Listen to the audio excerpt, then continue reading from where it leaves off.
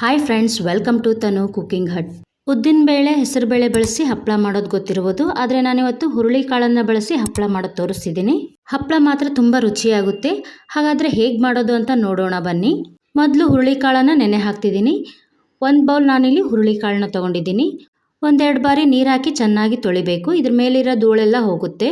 ನನ್ನ ವಿಡಿಯೋ ನೀವು ಇದೇ ಮೊದಲು ನೋಡ್ತಿದ್ದೀನಿ ಅಂದರೆ ಈಗಲೇ ಪಕ್ಕದಲ್ಲಿರೋ ಬೆಲ್ ಬಟನ್ನ ಪ್ರೆಸ್ ಮಾಡಿ ಸಬ್ಸ್ಕ್ರೈಬ್ ಆಗಿ. ಇನ್ನು ಮುಂದೆ ನಾ ಹಾಕೋ ವಿಡಿಯೋ ನೋಟಿಫಿಕೇಶನ್ ನಿಮಗೆ ಮೊದಲು ಬರುತ್ತೆ. ಹಾಗೂ ಈ ಬೇಸಿಗೆಯಲ್ಲಿ ಮಾಡಿ ವರ್ಷಗಟ್ಟಲೆ ಸ್ಟೋರ್ ಮಾಡಿಡುವ ಸಂಡಿಗೆ ಹಪ್ಪಳ ಹಾಗೂ ಬಳಕನಕಾಯನ್ನ ಮಾಡಿ ತೋರಿಸಿದ್ದೀನಿ. ಬೇಕಂದರೆ ಚೆಕ್ ಮಾಡಿ. ನೋಡಿ, ಈಗ 2 ಬಾರಿ ಹುರುಳಿಕಾಳನ್ನ ಚೆನ್ನಾಗಿ ತೊಳೆದಾಗಿದೆ. ಈಗ ಕಾಳು ಮುಳುಗುವಷ್ಟು ನೀರು ಹಾಕಿ 5 ರಿಂದ 6 ಗಂಟೆ ನೆನೆಸಿಡಬೇಕು. ನೋಡಿ, ನಾನು 5 ರಿಂದ 6 ಗಂಟೆ ನೆನೆದಾದ್ಮೇಲೆ ತೋರಿಸಿದ್ದೀನಿ. ಈಗ ಇದನ್ನು ಮೊಳಕೆ ಹಾಕಬೇಕು. ಒಂದು ಸ್ಟೇನರಲ್ಲಿ ಹಾಕಿ ಇದ್ರ ನೀರನ್ನೆಲ್ಲ ಸೋಸ್ಕೊಳ್ಬೇಕು. ಮೊದಲು 5 ನಿಮಿಷ ಹೀಗೆ ಬಿಟ್ಟರೆ ಇದರಲ್ಲಿರೋ ನೀರೆಲ್ಲ ಸೋರುತ್ತೆ. ನೋಡಿ, ಈಗ ನೀರೆಲ್ಲ ಸೋರಾಗಿದೆ. ಈಗ ಇದನ್ನು ಮೊಳಕೆ ಹಾಕಬೇಕು.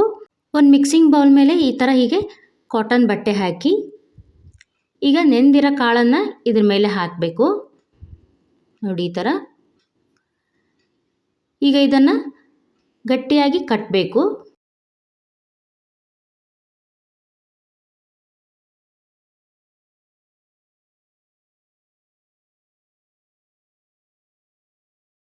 ನೋಡಿ, ಈ ಥರ ಗಂಟು ಕಟ್ಟಿಡಿ. ಗಂಟು ಕಟ್ಟಾದ್ಮೇಲೆ ಅದೇ ಮಿಕ್ಸಿಂಗ್ ಬೌಲಲ್ಲಿಟ್ಟು ಒಂದು ತಟ್ಟೆ ದಬ ಹಾಕಿ ಗಾಳಿ ಹೋಗಲಾರದೆ.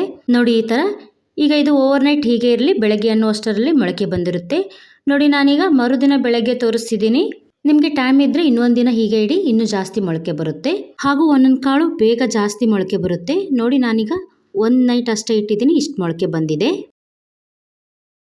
ಈಗ ಇದನ್ನ 1 ಬಾರಿ ನೀರು ಹಾಕಿ ತೊಳಿತಿದ್ದೀನಿ. ಇದ್ರ ಮೇಲಿರೋ ಅಂಟೆಲ್ಲ ಹೋಗುತ್ತೆ. ತುಂಬ ಕಿವುಚಿ ತೊಳಿಬಾರ್ದು. ಹಾಗೆ ಸುಮ್ಮನೆ ಈ ಥರ ನೋಡಿ, ಈ ಥರ ತೊಳಿಬೇಕಷ್ಟೇ. ತೊಳೆದಾದ್ಮೇಲೆ ಇದ್ರ ಮೇಲಿರೋ ನೀರು ಚೆಲ್ಲಿ ಒಣ ಹಾಕಿದ್ದೀನಿ. ತುಂಬ ಬಿಸಿಲಿದ್ರೆ 1 ದಿನ ಸಾಕು ಒಣಗೋಕೆ. ಬಿಸಿಲು ಕಡಿಮೆ ಇತ್ತು ಅಂದರೆ 2 ದಿನ ಚೆನ್ನಾಗಿ ಒಣಗಿಸ್ಬೇಕು. ನೋಡಿ, ಈಗ ಕಾಳು ಒಣಗಿದೆ. ಈಗ ಇದಕ್ಕೆ ನಾವು ಮೊದಲು ಹುರುಳಿಕಾಳನ್ನು ಅಳತೆ ತಗೊಂಡಿರೋ ಬೌಲಲ್ಲೇ ಅರ್ಧ ಬೌಲ್ ಉದ್ದಿನ ಬೇಳೆ ಹಾಕ್ತಿದ್ದೀನಿ. ನಂತರ ಅರ್ಧ ಬೌಲ್ ಹೆಸರು ಬೇಳೆ ಹಾಕ್ತಿದ್ದೀನಿ.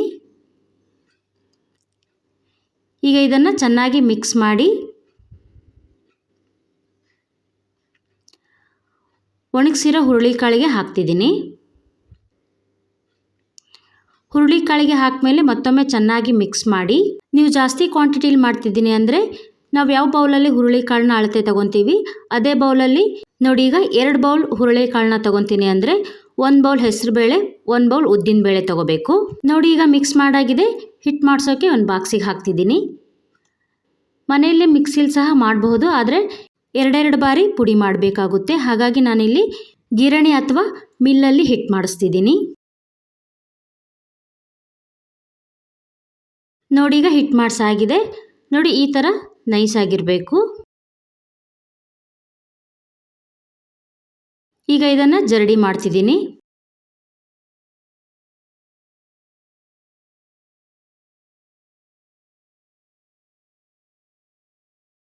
ನೋಡಿ, ಈ ಥರ ಹಿಟ್ಟುಗಳ ಗಂಟಿದ್ರೆ ಮೇಲೆ ಬರುತ್ತೆ. ಇದರಲ್ಲೇ ಸ್ವಲ್ಪ ಹಿಟ್ಟನ್ನ ತೆಗಿತಿದ್ದೀನಿ ಹಪ್ಪಳ ಲಟ್ಸುವಾಗ ಎದ್ದೋಕೆ.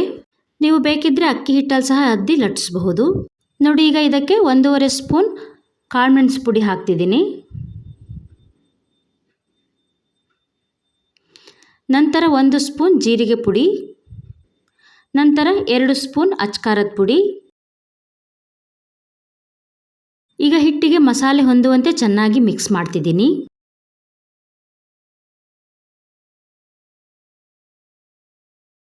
ಮಿಕ್ಸ್ ಮಾಡಾದ್ಮೇಲೆ ನೋಡಿ, ನಾನೀಗ 1 ಬೌಲಲ್ಲಿ 1 ನಿಂಬೆಹಣ್ಣು ರಸ ತಗೊಂಡಿದ್ದೀನಿ. ಈಗ ಇದಕ್ಕೆ ರುಚಿಗೆ ತಕ್ಕಷ್ಟು ಉಪ್ಪು, ನಂತರ 1 ಸ್ಪೂನ್ ಹಪ್ಪಳ ಖಾರ ಹಾಕ್ತಿದ್ದೀನಿ. ಈಗ ಇದಕ್ಕೆ ಸ್ವಲ್ಪ ನೀರು ಹಾಕಿ, ಉಪ್ಪು ಸೋಡಾ ಬೇಗ ಕರಗುತ್ತೆ ಅಂತ ಈ ಥರ ಮಾಡಿರೋದು. ಹಾಗೆ ಸಹ ಹಾಕಬಹುದು. ಹೀಗೆ ಮಾಡಿ ಹಾಕೋದ್ರಿಂದ ಹಿಟ್ಟಲ್ಲಿ ಚೆನ್ನಾಗಿ ಹೊಂದ್ಕೊಳ್ಳುತ್ತೆ.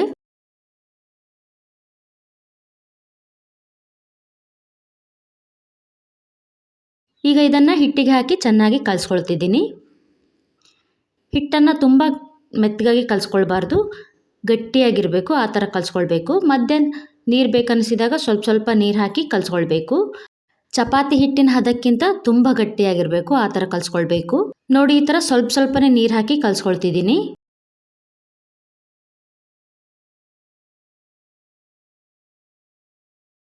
ನೋಡಿ ಈ ಥರ ತುಂಬ ಗಟ್ಟಿಯಾಗಿರಬೇಕು ಹಿಟ್ಟು. ಈಗ ಇದನ್ನು ಚೆನ್ನಾಗಿ ನಾದಬೇಕು.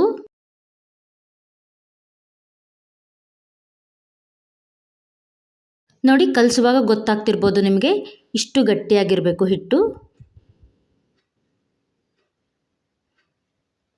ನೋಡಿ ಈಗ ಕಲಸಾಗಿದೆ. ನೋಡಿ ಇಷ್ಟು ಗಟ್ಟಿಯಾಗಿರಬೇಕು. ಈಗ ಇದನ್ನು ಅರ್ಧ ಗಂಟೆ ಹಾಗೆ ಮುಚ್ಚಿಡಿ, ಸ್ವಲ್ಪ ನೆನೆಯಲಿ. ನೋಡಿ ಈಗ ಅರ್ಧ ಗಂಟೆ ನೆಂದಾಗಿದೆ. ನೋಡಿ ಎಷ್ಟು ಚೆನ್ನಾಗಿ ನೆಂದಿದೆ. ಈಗ ಇದನ್ನು ಒಂದು ಕುಟ್ಟಾಣಿಗೆ ಹಾಕಿ ಕುಟ್ಕೊಳ್ಬೇಕು. ಅದಕ್ಕಾಗಿ ನಾನು ಇಲ್ಲಿ ಸ್ವಲ್ಪ ಸ್ವಲ್ಪನ ಹಿಟ್ಟನ್ನ ತೆಗಿತಿದ್ದೀನಿ. ಕುಟ್ಟಾಣೆ ಅಥವಾ ಒಳ್ಕಲ್ಲಿದ್ದರೆ ಈ ಥರ ಒಳ್ಕಲ್ಲಲ್ಲೇ ಕುಟ್ಟಿ ಹದ ಮಾಡ್ಕೊಳ್ಳಿ ಹಿಟ್ಟನ್ನು. ಹೀಗೆ ಕುಟ್ಟೋದ್ರಿಂದ ಹಿಟ್ಟು ತುಂಬ ಚೆನ್ನಾಗಿ ಮೃದುವಾಗುತ್ತೆ ಹಾಗೂ ಹಪ್ಪಳ ಚೆನ್ನಾಗಿ ಬರುತ್ತೆ ಮತ್ತು ಮಸಾಲೆ ಹಿಟ್ಟಿನೊಂದಿಗೆ ಚೆನ್ನಾಗಿ ಹೊಂದ್ಕೊಳ್ಳುತ್ತೆ.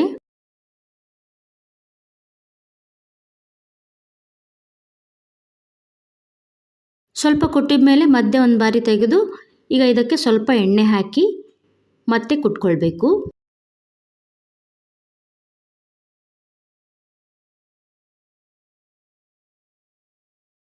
ಕುಟ್ಟಿ ಹದ ಮಾಡಾಗಿದೆ. ಈಗ ತೆಗಿತಿದ್ದೀನಿ. ನೋಡಿ ಇಷ್ಟು ಸಾಫ್ಟಾಗಿ ಆಗಿರಬೇಕು ಹಿಟ್ಟು. ಕುಟ್ಟಿದಾಗ ಇಷ್ಟು ಸಾಫ್ಟ್ ಆಗುತ್ತೆ. ನೋಡಿ ಎಷ್ಟು ಸಾಫ್ಟ್ ಆಗಿದೆ. ಈಗ ಹೀಗೆ ಎಲ್ಲ ಹಪ್ಪಳದ ಹಿಟ್ಟನ್ನು ಕುಟ್ಟಿ ಹದ ಮಾಡಬೇಕು. ನೋಡಿ ನಾನೀಗ ಕಲಸಿದ ಹಪ್ಪಳದ ಹಿಟ್ಟನ್ನು ಎಲ್ಲ ಹೀಗೆ ಹದ ಮಾಡಾಗಿದೆ. ಎಲ್ಲ ಹಿಟ್ಟನ್ನು ಮತ್ತೆ ಒಂದೇ ಮಾಡಿ ನಾದ್ತಿದ್ದೀನಿ. ಎಲ್ಲ ಹಪ್ಪಳದ ಹಿಟ್ಟು ಈಕ್ವಲ್ ಆಗಿ ಹೊಂದಲಿ ಅಂತ ಅಷ್ಟೇ ನಾದ್ತಿದ್ದೀನಿ ಮತ್ತೆ. ಈಗ ಇದರಲ್ಲೇ ಸ್ವಲ್ಪ ಸ್ವಲ್ಪ ಹಿಟ್ಟನ್ನ ತೆಗೆದು ಉಳ್ಳೆ ಮಾಡ್ಕೊಳ್ಬೇಕು. ಸ್ವಲ್ಪ ಕೈಗೆ ಎಣ್ಣೆ ಎದ್ದಿ ನೋಡಿ ಈ ಥರ ಉಳ್ಳೆ ಮಾಡ್ಕೊಳ್ಬೇಕು.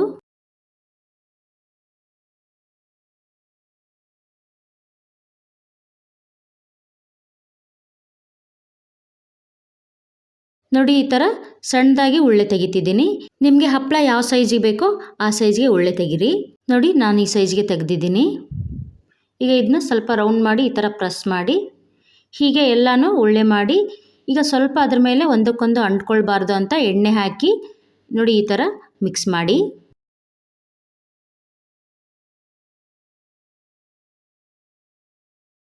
ಈ ಉಳ್ಳೆಗಳನ್ನು ಈಗ ಒಂದು ಪಾತ್ರೆಗೆ ಹಾಕ್ತಿದ್ದೀನಿ. ಹೀಗೆ ಎಲ್ಲ ಹಪ್ಪಳದ ಉಳ್ಳೆಗಳನ್ನು ಮಾಡಿ ಪಾತ್ರೆಗೆ ಹಾಕಿದ್ದೀನಿ. ಈಗ ಒಂದೊಂದಾಗೆ ಹಪ್ಪಳ ಲಟ್ಟಿಸ್ತಿದ್ದೀನಿ. ನಾನಿಲ್ಲಿ ಮೊದಲೇ ಸ್ವಲ್ಪ ಹಿಟ್ಟನ್ನು ಎತ್ತಿಟ್ಟಿದ್ದಲ್ಲ ಅದೇ ಹಿಟ್ಟಲ್ಲೇ ಅದ್ದಿ ಲಟ್ಟಿಸ್ತಿದ್ದೀನಿ. ನೀವು ಬೇಕಾದರೆ ಅಕ್ಕಿ ಹಿಟ್ಟಲ್ಲಿ ಸಹ ಅದ್ದಿ ಲಟ್ಟಿಸ್ಬಹುದು.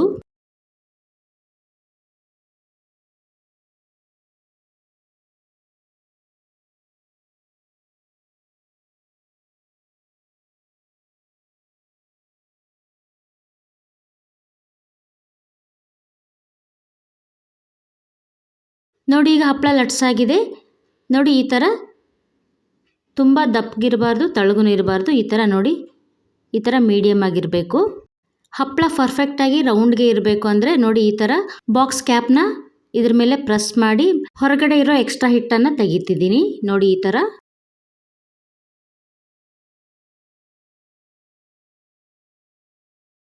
ಬೇಕಂದರೆ ಮಾಡಿ, ಹೀಗೆ ಮಾಡಿ ಅಂತ ಅಲ್ಲ, ನಾನು ಹೀಗೆ ಮಾಡಿ ತೋರಿಸ್ತಿದ್ದೀನಿ ನಿಮಗೆ. ಎಲ್ಲ ಹಪ್ಪಳನೂ ಈಕ್ವಲ್ ಆಗಿ ಒಂದೇ ಸೈಜ್ಗೆ ಕಾಣಲಿ ಅಂತಂದರೆ ಈ ಥರ ಮಾಡಿ.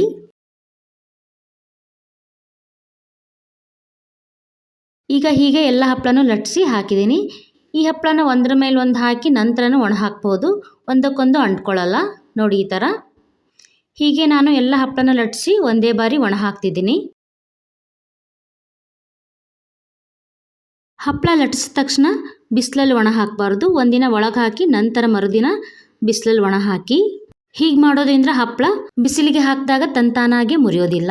ನಾನಿಲ್ಲಿ ಒಂದಿನ ಒಳಗೆ ಒಣ ಹಾಕಿ ನಂತರ ಮರುದಿನ ಬಿಸಿಲಿಗೆ ಒಣ ಹಾಕಿದ್ದೀನಿ. ನೋಡಿ ಇಲ್ಲಿ ಬಿಸಿಲಿಗೆ ಒಣ ಹಾಕಿ ಹಪ್ಪಳ ಮುರಿಲಿಲ್ಲ.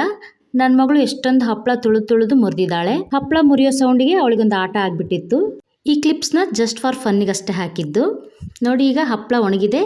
ನೋಡಿ ಇಷ್ಟು ಚೆನ್ನಾಗಿ ಹಪ್ಪಳ ಒಣಗಿರಬೇಕು. ಈಗ ಎಣ್ಣೆ ಕಾಯಕ್ಕಿಟ್ಟಿದ್ದೆ, ಕಾದಿದೆ, ಕರೆದು ತೋರಿಸಿದ್ದೀನಿ ಹಪ್ಪಳ ಹೇಗಾಗಿದೆ ಅಂತ. ನೋಡಿ ಎಷ್ಟು ಚೆನ್ನಾಗಿ ಅಳ್ತಿದೆ ಹಪ್ಪಳ. ಈ ಹಪ್ಪಳನ ಸಾಮಾನ್ಯವಾಗಿ ಬಾಣಂತನದಲ್ಲಿ ಬಾಣತಿಯರಿಗೆ ಹೆಚ್ಚಾಗಿ ಮಾಡಿಕೊಡ್ತಾರೆ. ಕಾಳಿನ ಹಪ್ಪಳ ಅಂತ. ಕರೆದಾಗಿದೆ ನೋಡಿ ಎಷ್ಟು ಚೆನ್ನಾಗಾಗಿದೆ ಹಪ್ಪಳ. ಈಗ ಒಂದು ಹಪ್ಪಳನ ಕ್ರಷ್ ಮಾಡಿ ತೋರಿಸಿದ್ದೀನಿ ಎಷ್ಟು ಕ್ರಿಸ್ಪಿಯಾಗಿದೆ ಅಂತ. ನೋಡಿ ಎಷ್ಟು ಕ್ರಿಸ್ಪಿಯಾಗಿದೆ. ಹಾಗೆ ಬಾಯಲ್ಲಿಟ್ಟರೆ ಕರಗುತ್ತೆ, ಹಾಗೆ ಚೆನ್ನಾಗಿ ಬಂದಿದೆ ಹಪ್ಪಳ. ಹಾಗಾದರೆ ನೀವು ಸಹ ಈ ಹುರುಳಿಕಾಳಿನ ಹಪ್ಪಳ ಮಾಡಿ ಹೇಗೆ ಬಂದಿದೆ ಅಂತ ಕಮೆಂಟ್ ಮಾಡಿ. ಇಷ್ಟ ಆದರೆ ಲೈಕ್ ಮಾಡಿ, ಹಾಗೆ ನಿಮ್ಮ ಫ್ರೆಂಡ್ಸ್ ಆ್ಯಂಡ್ ಫ್ಯಾಮಿಲಿಗೆ ಶೇರ್ ಮಾಡಿ ಹಾಗೂ ಫಾಲೋ ಮಾಡಿ. ಹೀಗೆ ಪ್ರೋತ್ಸಾಹಿಸಿ. ಮತ್ತೊಂದು ರೆಸಿಪಿಯೊಂದಿಗೆ ಸಿಗೋಣ. Thank you.